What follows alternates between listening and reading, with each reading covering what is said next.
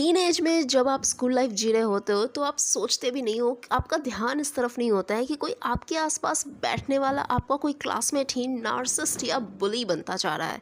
आपको पता भी नहीं चलता है कि कोई आपके आसपास बैठने वाला क्लासमेट ही आपके अगेंस्ट साजिश, प्लानिंग और कॉन्स्पिरेसी कर रहा होता है और आप उसके कॉन्स्पिरेसी के शिकार हो जाते हो। शब्दों और बातों के ऐसे जाल और दलदल में फंस जाते हो जहाँ से निकलना मुश्किल हो।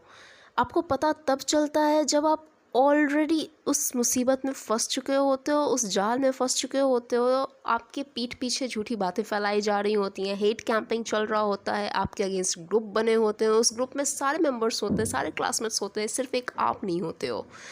आपको छोड़कर बाकी सबको पता होता है कि पीठ पीछे क्या बातें चल रही हैं, आपके अगेंस्ट क्या साजिशें हो रही हैं, सिर्फ एक आप अनजान होते हो। आपकी मेंटल हेल्थ जब बहुत बुरे लेवल तक पहुंच जाती है, डैमेज हो रही होती है, जब आप बहुत ही ज़्यादा डैमेज हो चुके होते हो, अंदर से आप जब टूट रहे होते हो, क्योंकि आसपास लोग आपको इनडायरेक्टली बातें कर रहे होते हैं, आपकी तरफ पॉइंट आउट करके हंस रहे होते हैं, आपके अगेंस्ट कुछ बातें बना रहे होते हैं। ये सब छोटी छोटी बातें बोलेंगे, किसी को अगर आप बताने जाओगे तो लोग बोलेंगे इग्नोर करो, don't take it personally, don't take it personally. कहना बहुत आसान है, आप किसी टीचर को कंप्लेन करोगे तो टीचर भी यही बोलेंगे, don't take it personally, don't hear it, don't give your ears to it.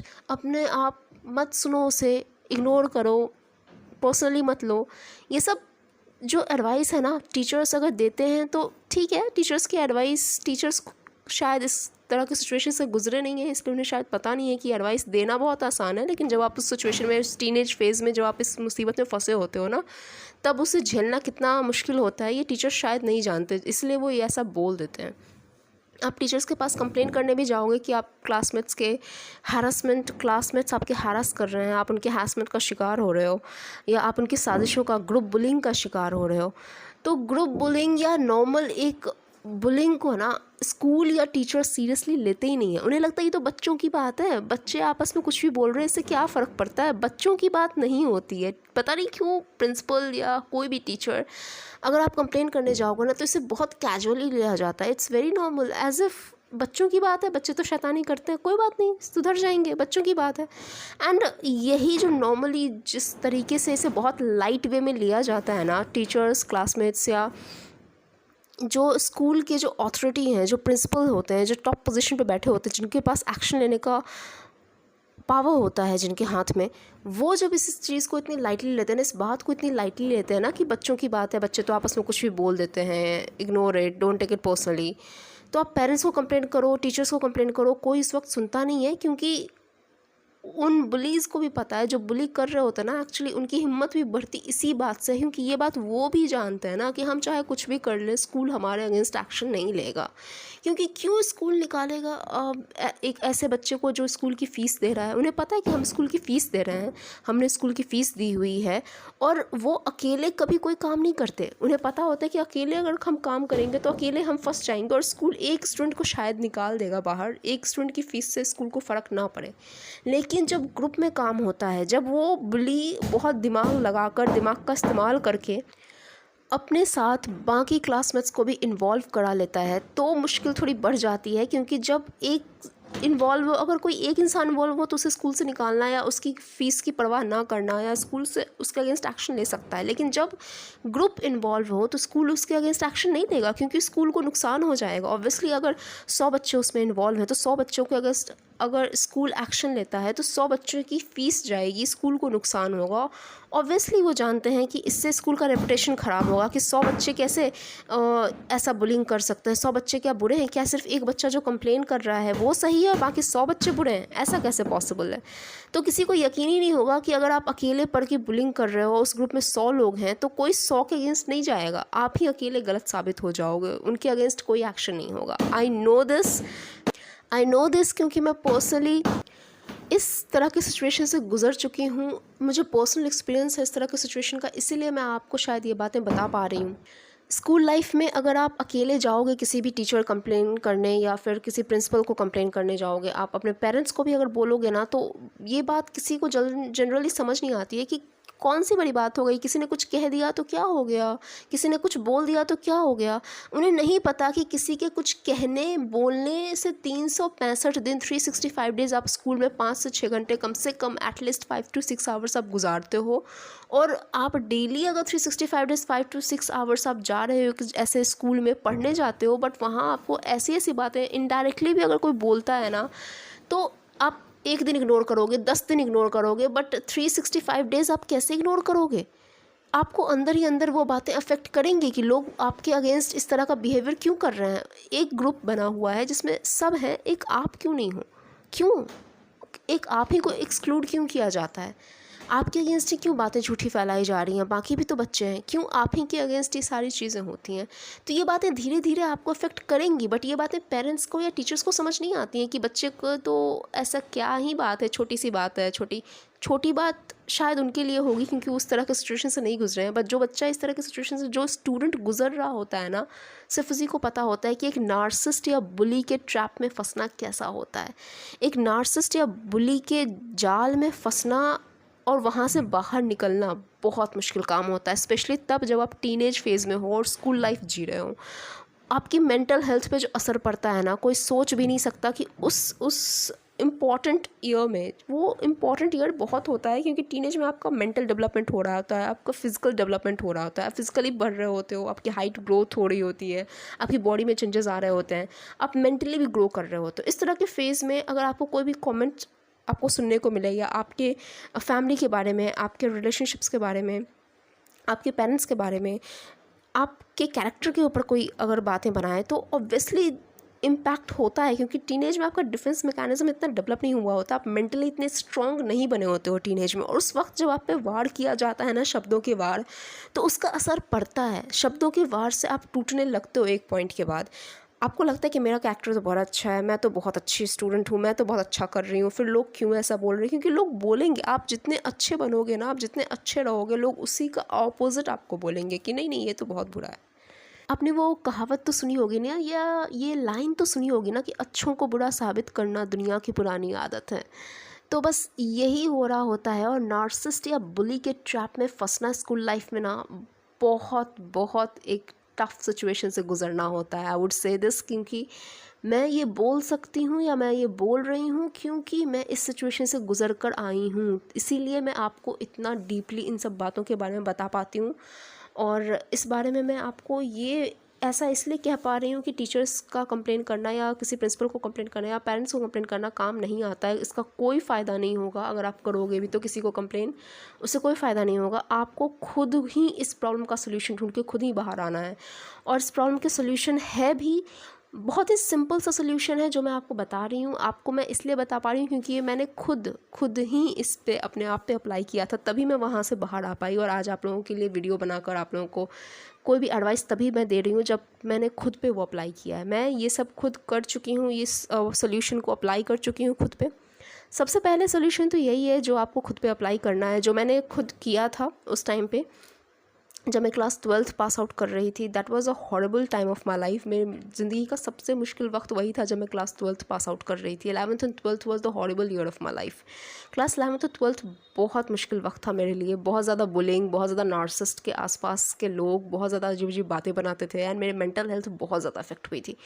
कहा ना, मेरे मेंटल हेल्थ का सबसे ज़्यादा डैमेज क्लास 11th और 12th में ही हुआ था। मेरी मेंटल हेल्थ बहुत ज़्यादा अफेक्ट हुई थी। मैं बहुत ज़्यादा परेशान रहती थी, anxious. I was really in a very bad condition, I would say. Mentally मैं बहुत मुश्किल हालत में थी, बहुत एंग्शियस थी, बहुत परेशान रहा करती थी। एंड कोई नहीं था उस वक्त मेरे साथ। I was all alone dealing with all this stuff. मैं अकेले इन सारी मुश्किलों से जूझ रही थी। और my father also died in class 12th। जब मैं क्लास 12th में थी तो मेरे फादर की भी डेथ हो चुकी थी। मेरे पापा की डेथ के बाद और भी सिचुएशन मेरे लिए मुश्किल हो गई थी। और मैं ये जो नार्सिसिस्ट और बुली के ट्रैप में जो बातें चल रही थी, वो तो एक कहते हैं ना कि एक मुश्किल तो थी और ज़्यादा मुश्किल बढ़ चुकी थी मेरे लिए। तो फादर की डेथ भी हो चुकी थी मेरे पापा की डेथ के बाद। और ये सारी नार्सिसिस्ट और बुलिंग को झेलने के बाद ना, I can't tell you in words, मैं शब्दों में कैसे डिस्क्राइब करूँ।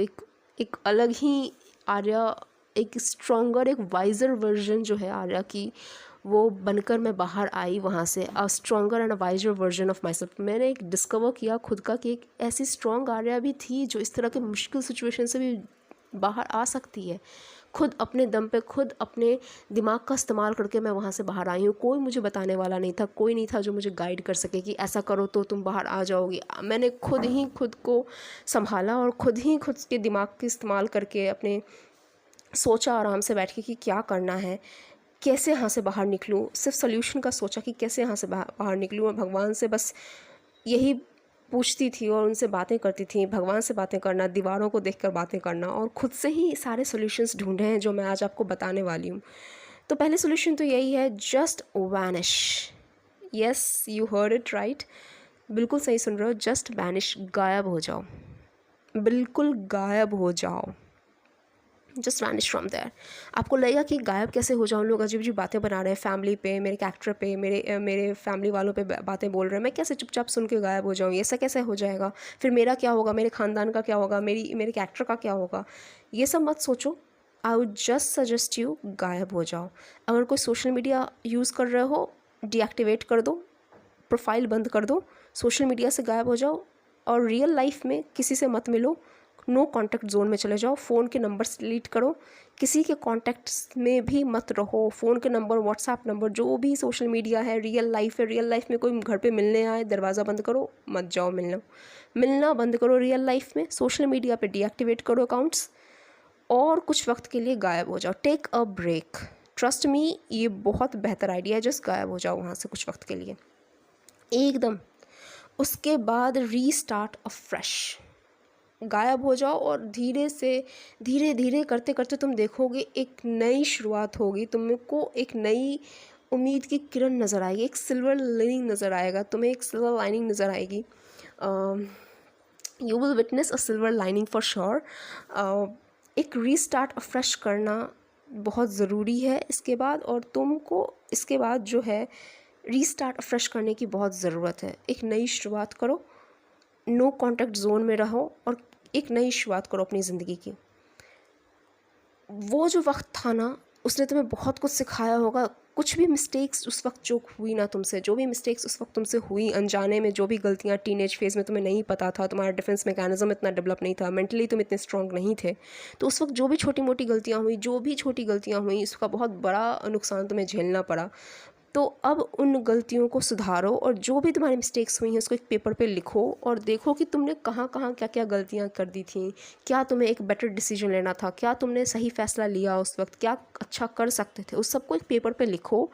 राइट डाउन ऑन पेपर और पेन को अपना दोस्त बनाओ। एक डायरी रखो अपने पास, एक पेन रखो, जब भी प्रॉब्लम आए ना पेपर पे लिख दो अपने मन के विचार, अपने थॉट्स को पेपर पे लिखना शुरू करो daily. I would suggest you कि जर्नलिंग स्टार्ट करो, अपने पास एक डायरी रखो, एक पेन रखो, और रात में, दिन में, जब भी तुम्हें टाइम मिले ना, उस डायरी में अपने थॉट्स, अपने आइडियाज़ लिखो। अब तुम्हारे माइंड में कोई आइडियाज़ आते हो, तुम्हारे माइंड में आइडियाज़ आ रहे होंगे, कोई थॉट्स आ रहा होगा, कोई पास्ट का, फ्यूचर का, प्रेजेंट का, जब भी कोई भी थॉट आए, कोई आइडिया बहुत अच्छा आ रहा हो, अपने करियर में बहुत अच्छा करने का कोई आइडिया आ रहा हो, कुछ खाने की रेसिपीज़ अगर मन करे ना, अगर खाने का भी कुछ मन कर रहा हो ना, तो भी लिखो कि आज तुम्हें फ्रेंच फ्राइज़ खाने का मन कर रहा है, या तुम्हें चाय या कॉफ़ी पीने का मन कर रहा है। जो मन कर रहा है वो डायरी में ज़रूर लिखो कि आज का दिन में मैंने ये काम किया। हर दिन कुछ 5 ऐसी चीज़ लिखो जिसके लिए तुम बहुत ग्रेटफुल हो। फॉर एग्जांपल, अगर आपको कॉफ़ी का कप भी बहुत अच्छा मिल गया है ना दिन में, तो लिखो कि I am grateful for the perfect cup of coffee.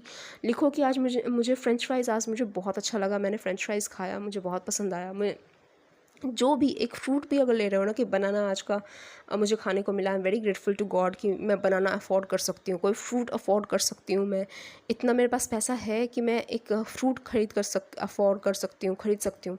तो छोटी से छोटी चीज़, कहते हैं ना, ऐसे बहुत छोटी छोटी चीज़ें हैं। आप कोई फ्रूट ले रहे हो, कोई चाय या कॉफ़ी ले रहे हो, उसको भी लिखो। राइट 5 थिंग्स एवरी डे जिसके लिए तुम ग्रेटफुल हो। जर्नलिंग स्टार्ट करो, 5 चीज़ें ऐसी लिखो डेली, रात में, दिन में, जब भी तुम्हें फुर्सत मिल जाए, जिसके लिए तुम ग्रेटफुल हो। दूसरी चीज़ मैंने ये बताई जर्नलिंग। पहली चीज़ मैंने बताई थी नो कॉन्टैक्ट, जस्ट वैनिश। तीसरी चीज़ मैं बता रही हूँ तुम्हें, जस्ट स्टार्ट अफ्रेश। मैंने तुम्हें पहले ही बताया है। स्टार्ट अफ्रेश करते वक्त ना ये याद रखो कि जो भी पुराने लोग हैं उनको अपने दिमाग से, अपने मन से पूरी तरीके से बाहर निकालना है, और एक नई नई ज़िंदगी की तरफ अपनी कदम बढ़ानी है और नए हैबिट्स को डेवलप करना है। Develop new habits, I would say कि थर्ड पॉइंट मेरा यही होगा कि डेवलप न्यू हैबिट्स। नई आदतों को, अच्छी आदतों को डेवलप करो, अपने आप में नई आदतें लेकर आओ।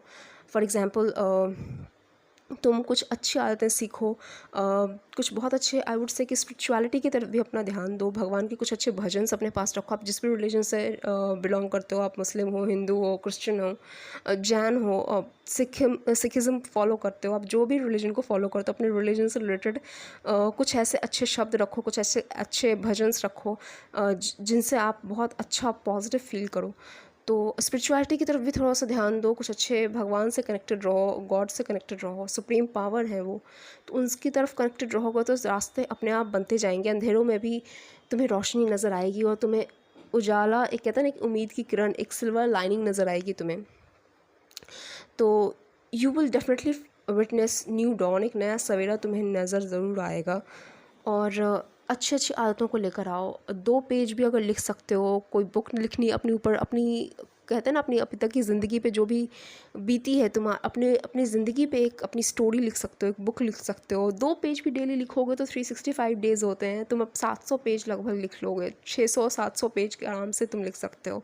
2 पेज भी अगर डेली लिखते हो तो एक नई बुक लिख सकते हो अपनी कहानी, अपनी ज़िंदगी की कहानी पे। कोई गाना लिख सकते हो, कोट्स लिख सकते हो, पोइट्रीज़ लिख सकते हो। क्रिएट समथिंग, कुछ क्रिएटिव करो, कुछ जो भी तुम दे सकते हो, try to give out to the society, अपने मैनकाइंड के लिए, ह्यूमैनिटी के लिए, अपनी ज़िंदगी अपने साथ साथ, कहते हैं ना, कर भला तो हो भला। खुद का भी भला करो और दूसरों का भी भला हो। काम ऐसा करो कि अपना भी भला हो जाए और दूसरों का भी भला हो जाए। तो तुमको कुछ अगर बहुत अच्छी चीज़ें आती हैं तो शेयर करो। जैसे मैं आप लोगों के साथ अपनी ज़िंदगी के एक्सपीरियंसेस शेयर करती हूँ यूट्यूब के थ्रू, सोशल मीडिया के थ्रू, इंस्टाग्राम, फेसबुक पे मैं हूँ, ट्विटर पे भी मैं हूँ। तो अपनी ज़िंदगी के एक्सपीरियंसेस शेयर करती हूँ। सिर्फ अपने पिक्चर्स जो मैं पोस्ट करती हूँ वो सिर्फ मेरे पिक्चर्स नहीं है, वो पिक्चर्स इस बात का प्रूफ है कि आज मैंने कुछ किया दिन में। अपने पिक्चर्स पे अगर मैं ले रही हूँ ना, तो आज मैं ऐसा गेटअप कर रही थी, आज मैं ऐसी लग रही थी, आज मेरा मूड ऐसा था, आज मैंने ऐसे कपड़े पहने।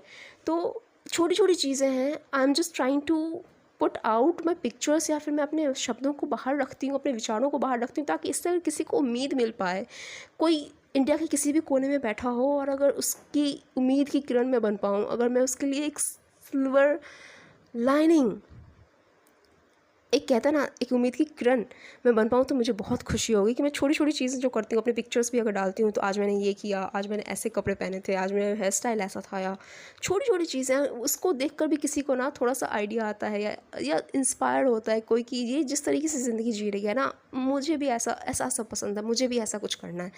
तो किसी को भी अगर मैं थोड़ा सा मोटिवेट कर पाऊँ या इंस्पायर कर पाऊँ जिस तरीके से मैं जीती हूँ अपनी ज़िंदगी, तो मेरे लिए बहुत बड़ी बात होगी। और इसलिए मैं ये रिकॉर्ड भी कर रही हूँ, ताकि मेरी ज़िंदगी में जो भी घटना हुई है ना, अगर मैं उसको शेयर कर रही हूँ, उन बातों से, उन शेयर की हुई बातों से अगर किसी को कोई हिम्मत मिल पाती है, या आगे बढ़ने की, एक नई शुरुआत करने की इच्छा होती है मन में, या एक कहते हैं ना कि एक आपकी बातों को सुनकर एक अलग ही पॉजिटिव फील होता है, एक अलग ही वाइब, एक बहुत ही अच्छी वाइब आती है। कहते हैं ना, प्रिटी वाइब्स, गुड वाइब्स आती हैं किसी की बातों को सुनकर, एक एनर्जी मिलती है, पॉजिटिव एनर्जी, नई शुरुआत करने की उम्मीद, हिम्मत मिलती है आपकी बातों से। तो बस यही है, मैं चाहती हूँ कि अगर किसी को भी मेरी बातों से, मेरे शब्दों से हिम्मत मिल पाए और एक नई शुरुआत ज़िंदगी में आगे बढ़ के कर पाओ, तो मेरे लिए बहुत बड़ी बात होगी। सो मैंने आपको 3-4 पॉइंट्स इसमें बताए हैं, एंड आगे आने वाले वीडियोज़ में और भी बातें शेयर करूँगी। तब तक के लिए see you soon in the next video.